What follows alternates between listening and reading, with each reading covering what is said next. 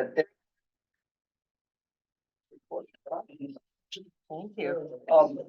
okay, that there is a special call among God's people to look out for the most vulnerable, to be concerned for the most vulnerable. We often hear about widows and orphans, this so-called stranger within your gates, the refugee.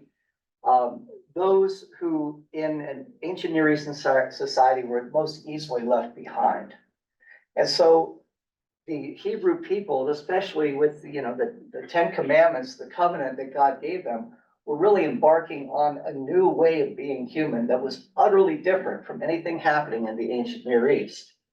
The ancient Near East, it was all about the hierarchical structure of power, kings at the top, you have your warriors, and then you have all of the nameless, faceless numbers of people who supported, the status quo.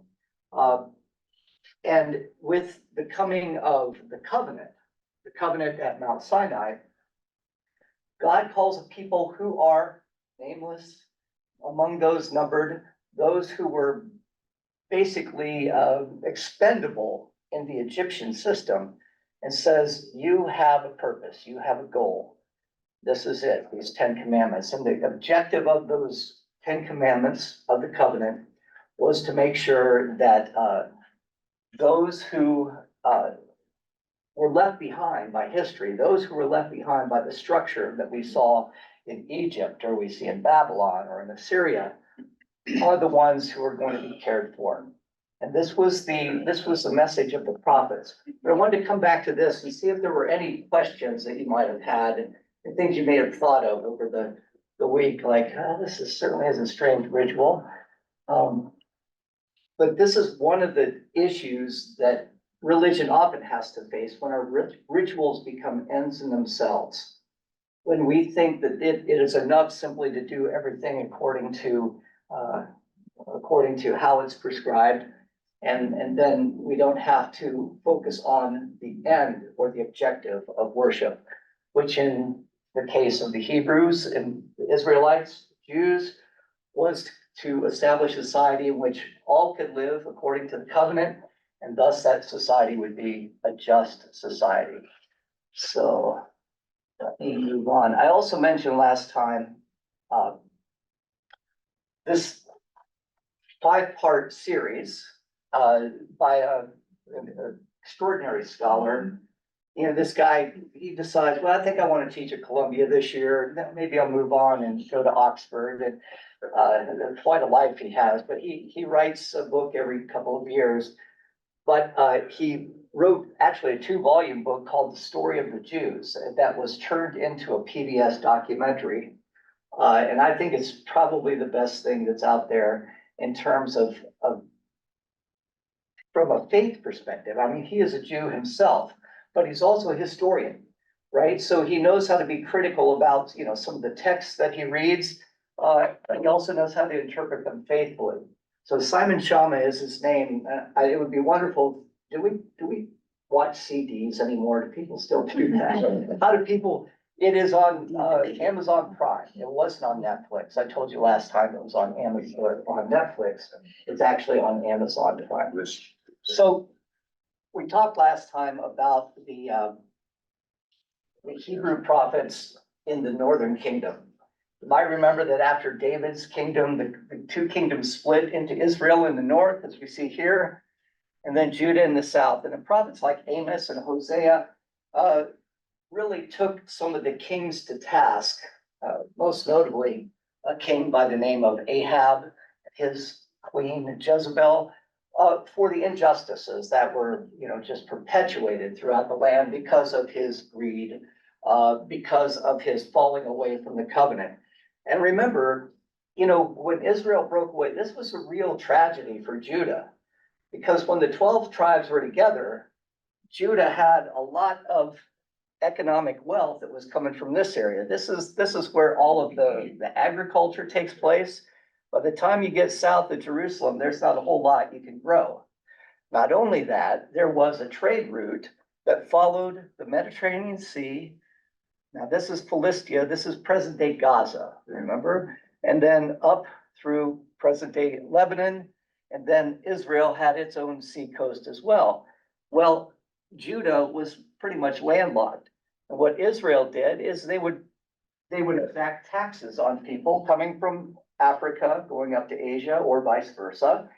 And in the process became very, very, very wealthy. In the meantime, Judah down below, isolated, had only its tradition of the Davidic kingdom and not a whole lot of economic prosperity to work from. They had things left over from the past, right? But this is, if you were an investor, right? Israel would be the place you would be wanting to put your money.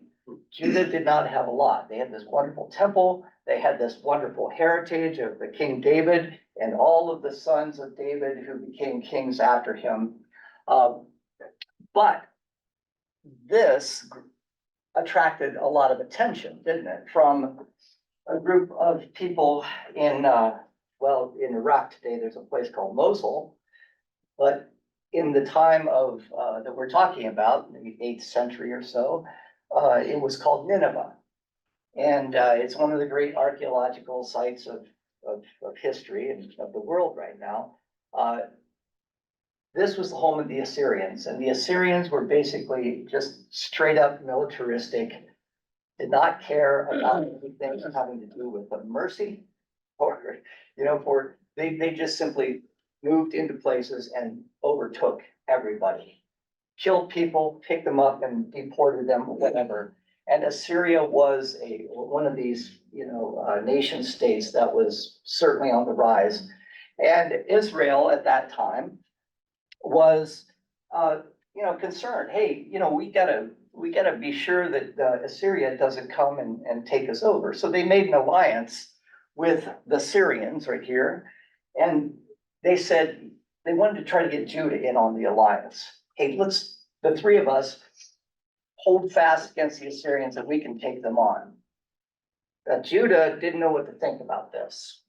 And eventually, Judah pulls back and says, nah, I don't think so. I think we're going to just trust God in this, which was a good thing because the Assyrians eventually came and destroyed the northern kingdom of Israel. And this is where we get the so-called lost tribes of Israel, the 10 lost tribes of Israel. We don't know where they went.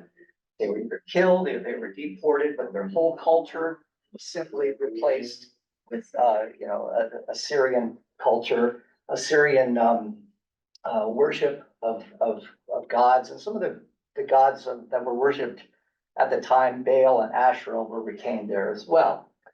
Now I mention this because this leaves little Judah down here all by itself, the so-called Southern Kingdom. And in the Southern Kingdom, you have kings who were, a tradition has developed around the kings.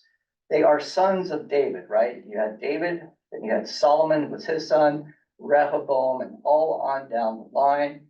And if you were going to be a king of Israel, it was a hereditary thing. Not so in, I should say, if you're going to be a king of Judah, not so in Israel. Being a king was a contact sport. Yeah, they went from one king to the other, and it was about who could take over the most. The prophets, however, in Judah were of two sorts. There were some who were on the outside looking in, a prophet like by the name of Micah, for example. But there were also prophets who were part of the priestly caste. Imagine that you are in Jerusalem, you've got a temple up on the Temple Mount, you have a whole set of priests who are taking care of all of the cultic practices that were part of the temple, the sacrifices, ensuring that everything is clean and kosher, even though that's an anachronism to say that right here. But there's a whole temple, basically an aristocratic group. They were, as powerful sometimes as the king. And it was this group of priests who advised the king on things. And it was this group of priests, there is a tradition known as the tradition of Isaiah. If you read the prophet Isaiah, it's 66 chapters long. He's one of the major prophets in the Bible. And if you read it with an eye towards history and looking at historical time periods, you will note that Isaiah lived 250 years. Doubtful that, I don't know anybody living 250 years. This is not one of those times like the time of Noah when, somebody lives 800 years or 1,000 years. What it is that there is a school of prophecy from a group of priests that trace their lineage back to this priest by the name of Isaiah. And it was Isaiah who was informing a king by the name of Ahaz, not Ahab. Ahab was in the north, about this alliance. Should we get together with Israel, and should we try to fight the Assyrians? And a prophet by the name of Isaiah comes to Ahaz and says, trust in God. In fact, everything's going to work out, and God wants to give you a sign. This is Isaiah talking to Ahaz. And Ahaz says, oh, no way, I can never possibly ask God for a sign. And Isaiah says, well, here's the sign. That, behold, the young woman will conceive, and she will give birth to a child. And by the time that that child reaches the age of accountability, the two nations that you're talking about will be simply smoldering firebrands on the landscape. Does that sound familiar? Anybody know what that's from? I mean, Isaiah 7, we often refer to that as a prophecy of the coming of Christ, right? But historically, the context was Ahaz trying to determine whether God wants him to join this alliance to go in a fight against the Assyrians. And Hezekiah, we don't know who the woman was. By the way, it does not say virgin. The Hebrew just simply means a young woman. But we have here the beginning of a tradition that is going to be, I guess, best referred to as it's called the Messianic tradition. Messianic. That God will raise up and anoint a king who will be a savior for the people, who will redeem the people from their enemies. Just as Moses was able to redeem the people from Egypt, so in Judah, a scion, a descendant of David would become the new David and would, save the people. And not only that, Jerusalem would become this city on a hill to which all of the nations of the world would eventually flock. They would come seeking the light of God, the covenant. They would come to the temple. And so this idea that Jerusalem would eventually be the center of the world came to take hold in the minds of the people of Judah. Now, in 722, Israel's destroyed. Judah is left on its own. It has a hard time, believing what God has promised. Everything's going to be okay, because the Assyrians do come into Judah and they completely wipe out the temple. They don't destroy the temple. They just steal all of the temple goods, you might say, all of the finery that goes along with the sacrificing and everything. And they basically make Judah a vassal of Assyria. By this time, the king is a young child by the name of Hezekiah. And the people who study Isaiah believe that it was Hezekiah that this prophecy was referring to. Behold, the woman is with child, and by the time this child is of basically 12 years old, Israel will be destroyed, and you will remain safe. And Hezekiah is seen as, as kind of a wise king who's going to lead the people of Judah through these trials and temptations of being an Assyrian vassal.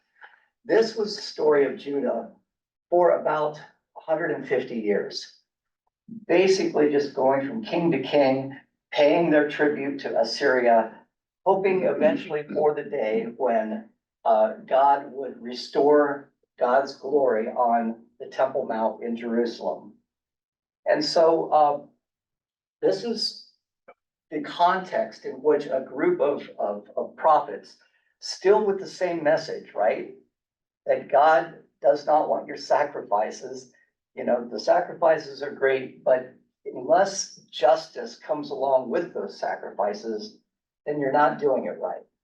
So we have Micah, we have Isaiah, and then another prophet who's going to pretty soon be introduced here around the year 620 BCE as a prophet by the name of Jeremiah.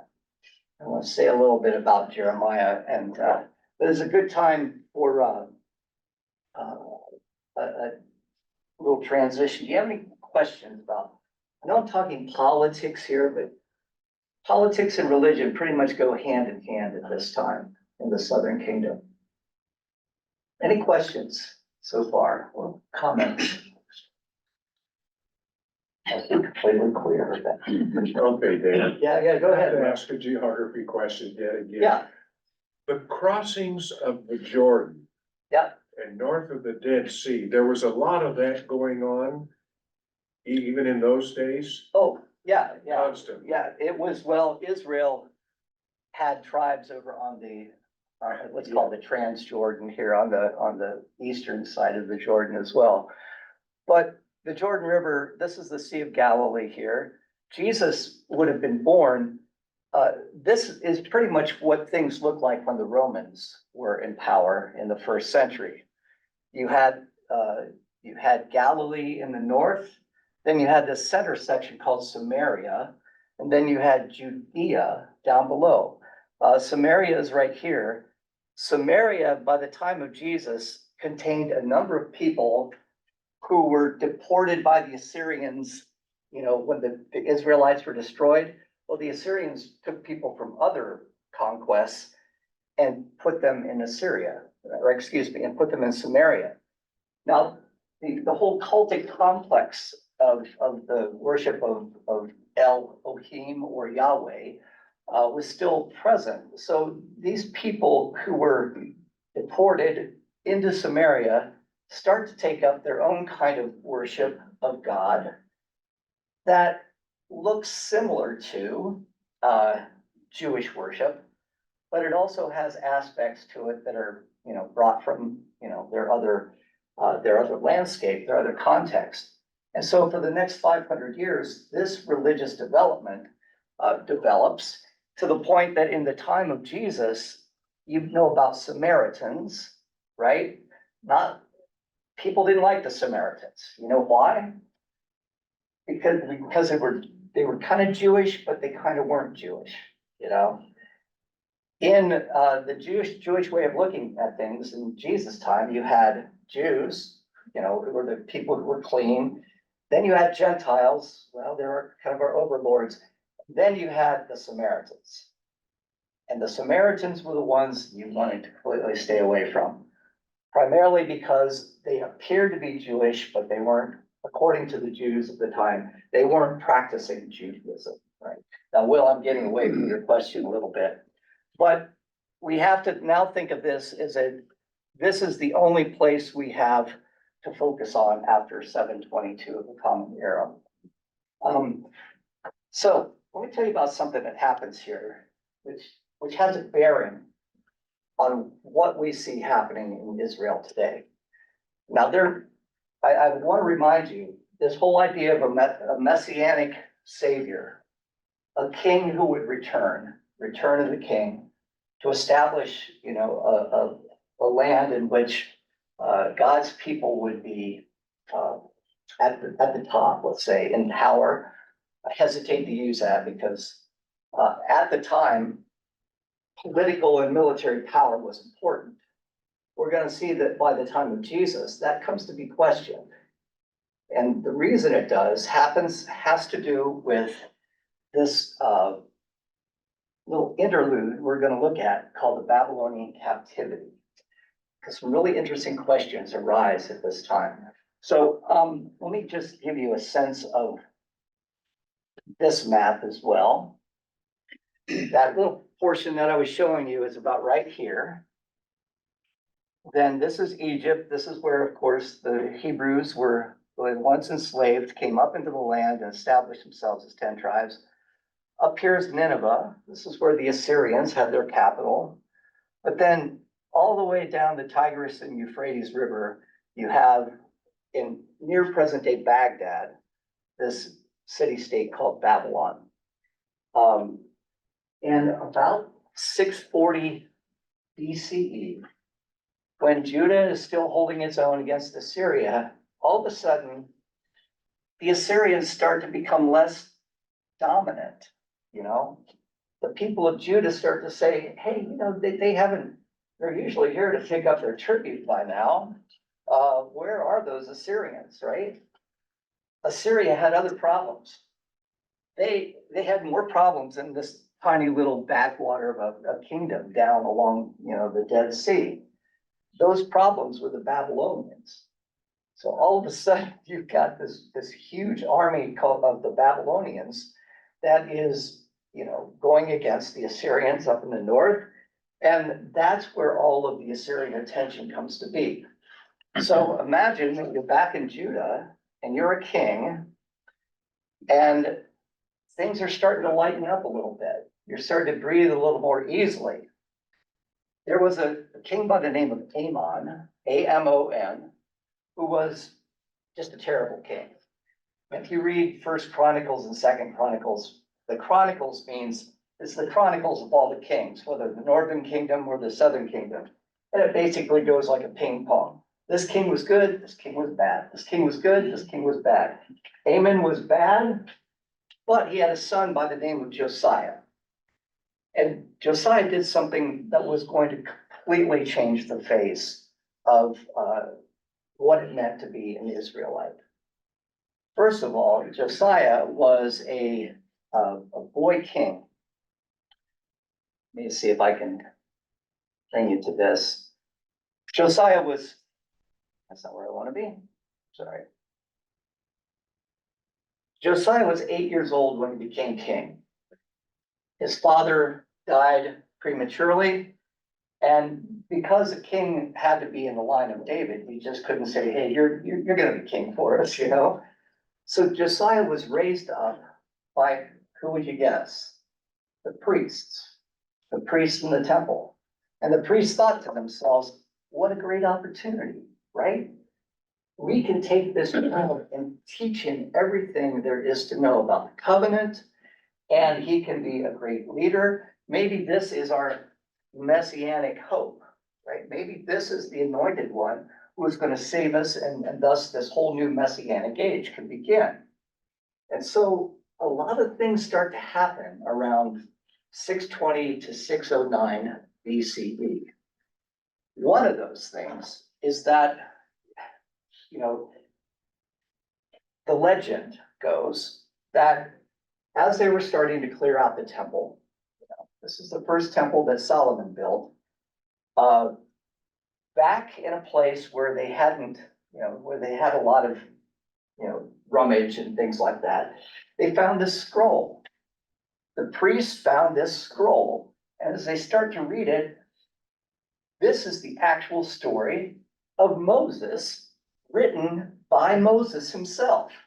So it's the Exodus story. You know, the Exodus story is told in third person. The story of Deuteronomy, which is what this scroll was, it's called the Deuteronomistic Scroll, reads as if this is Moses' diary that is being written at the time of his of the, you know, the Exodus all the way in the sojourn in the desert. And this creates this spiritual fervor. This is seen as a sign that God is about to do new things. Now, the more skeptical among the historians say, yeah, maybe, but we're not putting it past the priest to have devised this very nationalistic type of transformation that tries to harken back on the original prophet Moses. And now we've been given this, you know, this new scroll that gives us new direction as to who we ought to be. And so this Deuteronomistic scroll was found, and young King Josiah, at the age of 20 or so, starts to implement all of these reforms. A lot of these reforms have to do with first of all, get rid of all of the Baal worship, all of the Asherah worship. We're only going to worship God. Second of all, that all proper worship has to take place at the temple, has to be centralized on the temple. And third, we really need a story, says Josiah, probably influenced by the priests. We really need an official story of who we are. If we're going to effect this spiritual transformation, our people need to understand themselves in a new light. We need a history. Now, this is interesting because we're all about history now. Who writes the history and who gets to, tell who, what the proper events were and which events should be let out. So Josiah's priests set to writing something called the Deuteronomistic history. They got Deuteronomy. That's the story of Moses with the people of Israel wandering in the desert and then coming up to the land that Moses doesn't get to enter. But then they write Joshua, the story of Joshua. I seem to remember, I don't think I put Joshua on here, did I? Mm-hmm. They write Joshua, they write Judges, they write 1 Samuel and 2 Samuel, 1 Kings and 2 Kings. So all of those books, which are usually the books of the Old Testament, right? But they weren't at the time, right? We are giving you the official story that goes from Moses all the way up to King Josiah, and it's a glorious story. And the reason I want to make this comment known is because last time we talked about the Amalekites, right? And how that word is being used of the enemies of Israel, specifically the Gazans, the Palestinians in Gaza. Benjamin Netanyahu is appealing, to Israel, to the Jews of Israel, Israelis, to take on their fight against the Amalekites. A symbolic name that's being given to the enemy, right? Well, it's the book of Joshua was written, all of those stories, including the story about the Israelites going against the Amalekites and utterly destroying them, and going into the land and destroying these people, utterly destroying these people. And there was just great military conquest. Well, the archaeology doesn't seem to support it, right? The archaeology of the time between 1200 and 1000 seems to have been a pretty peaceful time in the land of Israel, the land of Canaan at that time. It's important to note, though, that the person writing in 620 BCE, 500 years after the fact, has an objective in telling that story. Does this make sense? It's Josiah that wants to tell the story of the glorious conquering Israelites against the Amalekites, because it's his military nation that he wants to build up. And the priests are right there. Our messianic age is beginning. Josiah's our new king. Everything's going to be great. And look at this great, glorious history that we had. We have been conquerors in the past, and we're going to be conquerors now. Those stories, it's like American history, right? You all know the Thanksgiving story that never happened, right? But it serves a purpose, especially right after the Civil War. The Thanksgiving story of, one cultural group and another cultural group coming together to share food at a table, that served an important purpose for us to understand who we are. Was it factual history? Not necessarily. Was it mythic truth? Was it mythically important for us at a time when we needed to heal a nation? Yes, it was. So this is what Josiah was trying to do as well. Well, let me stop. Any questions about this? I hope I'm clear in this. This writing history is very, very interesting. History is always written, they say, from the side of the victors. And then at this point, Josiah, at least, and his priests saw themselves as, victors, soon to be victors in this new world domination system. Josiah starts believe a little too forcefully what the priests are saying about it. He starts to believe that, yes, God has shed his light on us. God has blessed us. Now we need to, relive those days of David and the conquest. So who better to do it against than, well, everybody is kind of busy in this Tigris or Euphrates River Valley. But down in Egypt, I think that's a good, can you imagine? Let's go against Egypt. So Josiah gets his army, and Egypt is actually, an Egyptian force was on its way up north. Josiah knows about it, and he takes his army against them, and Josiah is utterly defeated and killed. And thus Israel's hope, or I should say Judah's hope. I say Israel because they are Israelites. They're still the people of God. They just happen to be the nation of Judah. So those hopes are dashed. And not only are they dashed, but this young firebrand of a warrior king down here in Jerusalem catches the attentions of these folks over here in Babylon. There's this guy going, committing aggression against, the Egyptians. And it won't be long until the Babylonians find their way to Jerusalem. In the midst of all of this, there is a prophet. It's that prophet we were talking about, right? His name's Jeremiah. You know about Jeremiah? It's where we get the term Jeremiad from. Jeremiah, sometimes people say, we don't use the term very much, but basically it's a diatribe against people, right?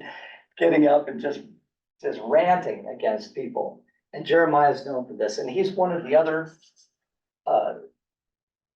we have what are called major and minor prophets. He's one of the other major prophets. You have Isaiah, you have Jeremiah, and you have Ezekiel. And Jeremiah's watching all of this from the sidelines, right? He's looking at this faith that people are placing, that the people of Judah are placing in chariots. You know that song, the psalm, some trust in chariots, some trust in horses, but we will remember the name of the Lord our God. Jeremiah said, you know what? You're trusting in chariots, you're trusting in horses, and it's not going to be long until you will see the folly of your ways. Because God is the one that you need to trust in here. And this is one of the famous lines, and you will see how it fits into the prophetic literature. But one of the famous lines from Jeremiah. He's watching all of the people in Judah. Remember, Josiah's requiring everybody to come to worship in the temple, right? That's where the real worship takes place. And the temple is the place where the Spirit of God, the presence of God is. And remember, there's this other part of the temple in which you have this artifact called the Ark of the Covenant. I showed you a picture of this, but it's basically it looks like a big cedar chest, really, on two poles where people can carry it, two guys can carry it. Inside that Ark of the Covenant are reputed to be the original 2 tablets that Moses brought down from Mount Sinai or Mount Horeb, depending on your tradition. Also Aaron's staff, the staff that turned the Nile into blood, and that powerful staff. And of course, these 2 cherubim are represented on the lid of the Ark of the Covenant. And it's understood that this is where the Spirit of God dwells. It is only here that we can worship God. Don't go off to Baal and Asherah here, because the true God rests in the Holy of Holies, in the center of our temple, and this is where our national worship is going to take place.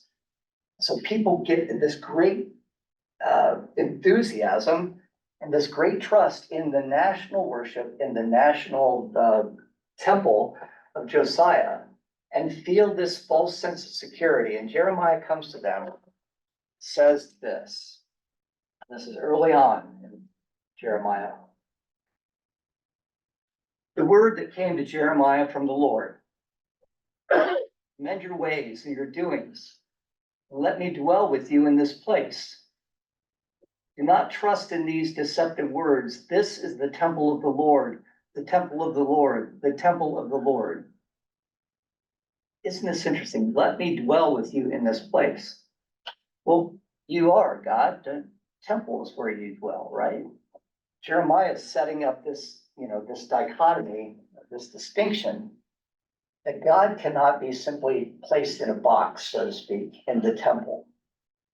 God wants to dwell in this place, but don't think it's just going to be the temple where God is dwelling, right? The temple of the Lord, the temple of the Lord, the temple of the Lord. It's a paramount or tantamount to saying God has shed his grace on us, and look at this beautiful temple. Nothing can ever happen. But Jeremiah goes on, and this is going to be just like Amos, just like Isaiah that we talked about last week.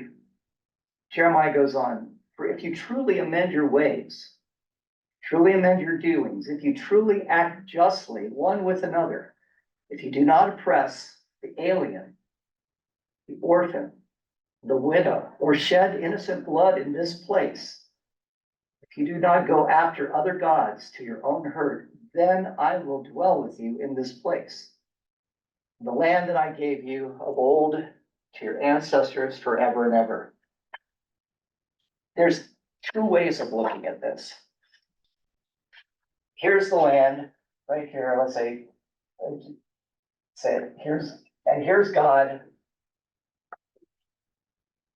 One way of looking at it is, as soon as everybody looks out after as soon as the people of Judah look out after the poor, the alien, the orphan, and they meet that certain qualification, then God will come and dwell in the land. Another way of looking at it is that when you look after the needs of the orphan, the alien, and the vulnerable, then God dwells in the land. It's not if you do this then, but by your very doing this is representative of the idea that God dwells with you. This is what Jeremiah wants to get across to the people. And he will spend, many, many chapters of his one book. And if you read Jeremiah, it's hard to read. But he is predicting destruction that's coming on the land. He knows that the Babylonians are on their way. But he plants a seed of hope. There is one chapter in Jeremiah where he does something really weird. As the Babylonians start to move in and take away the king and take away all of the aristocrats, they destroy the temple. Jeremiah says, hey, I think I'm going to invest in some real estate. You know this story? I'm going to buy a parcel of land. Now, who buys land in the middle of I think of Detroit, for example. It's just been completely decimated, some parts of it. Who goes there and buys land? In the middle of a place that's just been completely destroyed. Apart from someone who has great hope, right? That the land is still important. God's presence in the land is still important. It's just not the most paramount of important things. And we're going to find out just how important some other things are as well. He buys this parcel of land saying, eventually new houses will be built, new gardens will be planted, and the people will once again live in the land. This messianic idea. But it's going to be a different type of understanding. God says to Jeremiah, it's in chapter 32, I believe, I will write on your hearts. I'm making with you a new covenant. It's not a covenant that will be written in stone, not on tablets, but a covenant that will be written on your heart. Stone tablets have the attraction of being turned into idols, right? Any kind of an object becomes an immediate type of idolatry. But the presence of God in your heart is something quite different. And this is what Jeremiah wants to introduce here. The Babylonian captivity thus begins. the Babylonians do move in to Jerusalem, and they destroy the temple. The first thing they want to do is, because at this time, remember, when battles took place, they were just symbolic battles. Let me give you an idea what I'm talking about. When warriors were fighting, down below with each other, it was almost like a little puppet show. That was a reflection of what was happening with the gods up above, right? When this God defeats this, I should say, when these Babylonians defeat these people of Judah, that means the God of the Babylonians, God by the name of Marduk, has defeated the God of Israel.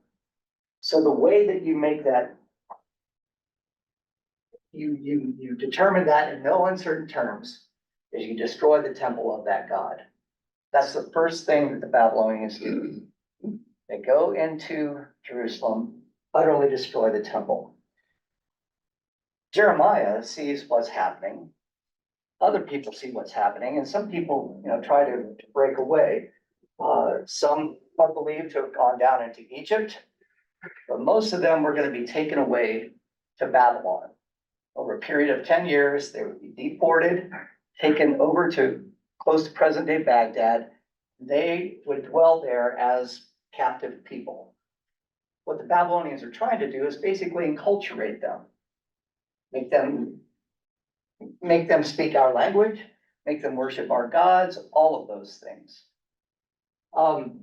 There's an interesting, just a little sideline here. When the temple was destroyed, nobody knows what happened to the Ark of the Covenant.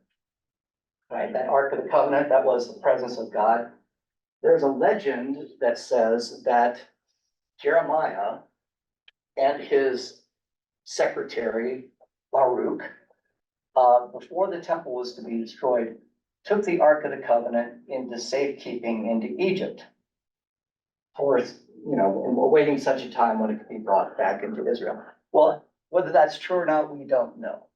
But most likely the Ark of the Covenant was destroyed. It would have been the first thing the Babylonians wanted to destroy. But this legend does develop, which explains, you know where I'm going with this. You've all seen Raiders of the Lost Ark, right? Yes. And you're thinking to yourself, why is Indiana Jones in Egypt, right? Because that is, kind of tipping the hat to this legend. Deportations begin to take place. Jerusalem is destroyed. The temple is destroyed. The aristocrats, the priests get deported first, and then the artisans, and then all the, just basically day laborers are just left there, which creates its own problems that we won't go into. But then they're left in Babylon for about a period of 50 years. And they've got to ask themselves, is this what has happened? Has Marduk defeated our God? According to the conventional wisdom of the time, when one army destroys another, that means the God of that army has destroyed the other, the God of the other army, right? But this is a people that has just undergone the spiritual transformation, right? God is with us, but either he's been destroyed or we are going through this. Maybe that Jeremiah was right. Maybe we're going through a different kind of transformation. Maybe this is the beginning of what it means to make covenant in our hearts. We just don't know. But for 50 years, this would be the question. Should we just give up hope, become Babylonians? Some people did. It's pretty nice here. Got a couple rivers on each side, the gods are kind of funky, but the creation story of the Babylonians features a god by the name of Marduk, who kills a goddess, his grandmother. Her name is Tiamat, and cuts her up into various pieces. And from those pieces, he creates the sky, he creates the earth and everything. So creation out of violence is something that, the Babylonians are quite adept at promoting. I should also say It was that creation story, Marduk creating the heavens, and everything out of Tiamat, that when you're a Jew, and let me also say, there's so much that happens at this time. This is when the word Jew starts to be used. So to call the people under David Jews is really not accurate. Historically, these were the people of Judah, the Judahites, or Jews for short. When they're little children, we're learning the story of creation about Marduk cutting up Tiamat. They said, we have to do something about this. We can't let our kids recite this story. And so they said, it all happens in worship. How do we worship God down here? We don't have our temple anymore. It's really amazing the amount of transformation of a culture that had to take place. We don't have all of our old go-tos. We don't have the temple, we don't have sacrifice, we don't have the priests doing what they do. Well, a new group of priests say it's all about reciting and memorizing and writing the Torah on our hearts. Our hearts become the new, they become the new altar where we sacrifice our will to God. And when we get together to worship, we remind ourselves what we believe.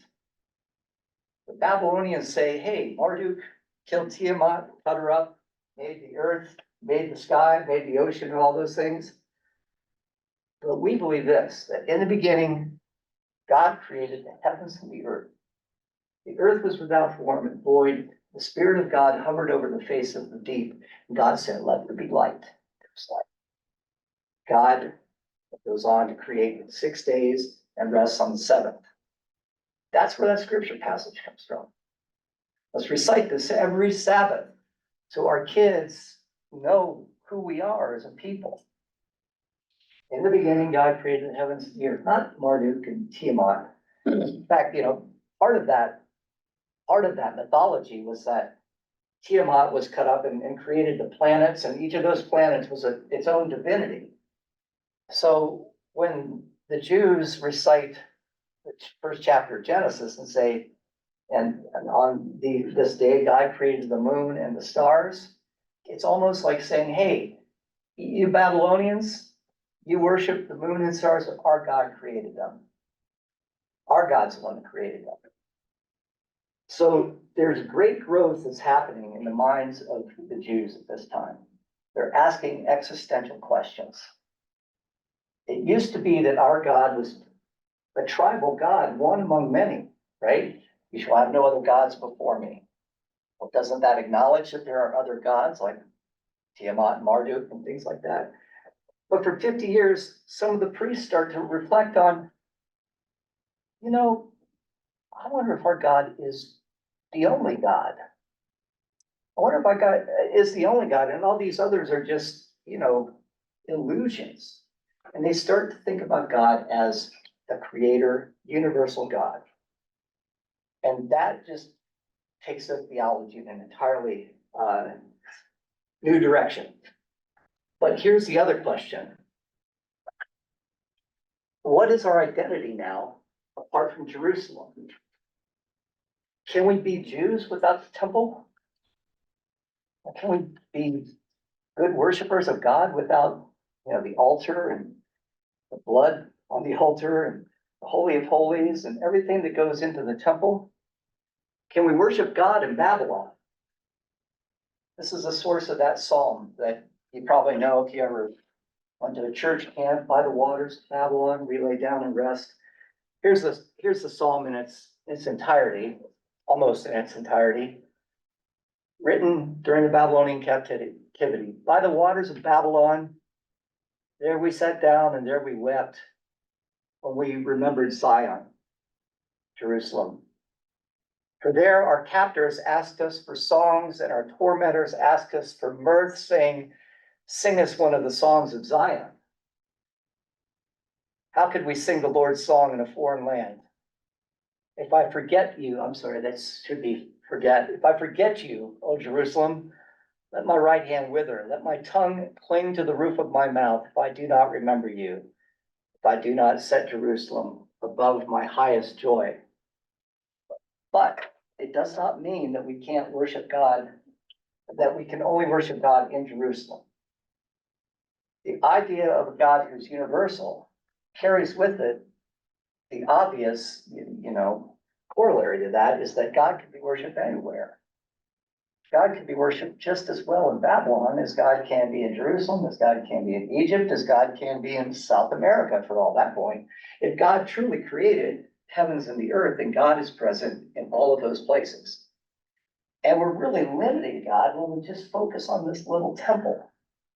So there's going to be a divergence that starts to take place in the Babylonian captivity. As they are there in Babylon, worshiping God in their own way. This is the beginning, by the way, of a style of worship known as synagogue, where people would come together, not in the temple, but, come together and read scripture. And they would hear it explicated in a sermon. Precisely what we're going to be doing 2,500 years after the fact in about 20 minutes or so. This was synagogue worship where people would hear the covenant.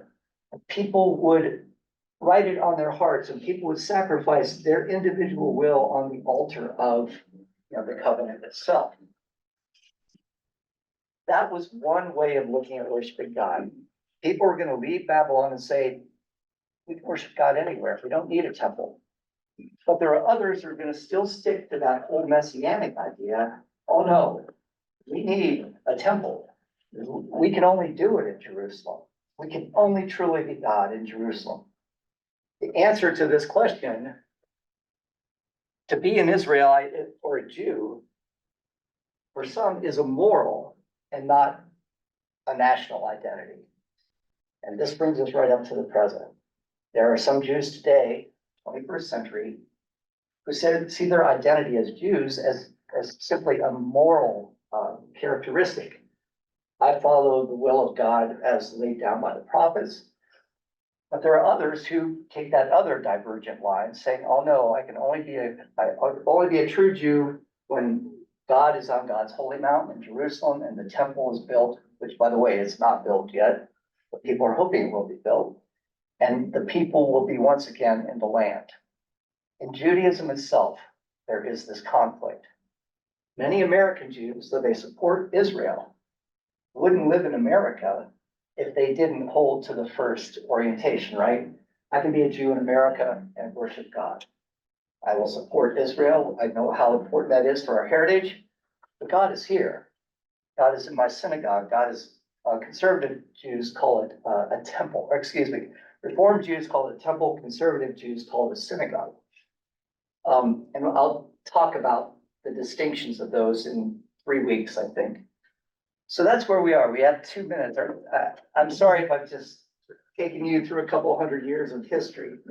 I do hope, though, that this helps to clarify some things. We're going to build on this. I think you will, if you're thinking about this, you will probably see that Jesus was going to be of the notion that the universal God can be worshipped anywhere. And not just anywhere, but by anyone. That's also important to the universal God. God is the creator of all people. Therefore, all people have the opportunity to worship God. So this is a major turning point in the history of the Israelites. Questions? Thank you. Let's close in prayer, and then I see Damon's got a great sermon this morning. I heard it earlier, so we'll get to walk to that. So let's pray. Gracious God, we're thankful for the opportunity to gather, to delve into your word, to read the prophets, Jeremiah, to read the Psalms. We ask that you be with us throughout this week. Give us insight.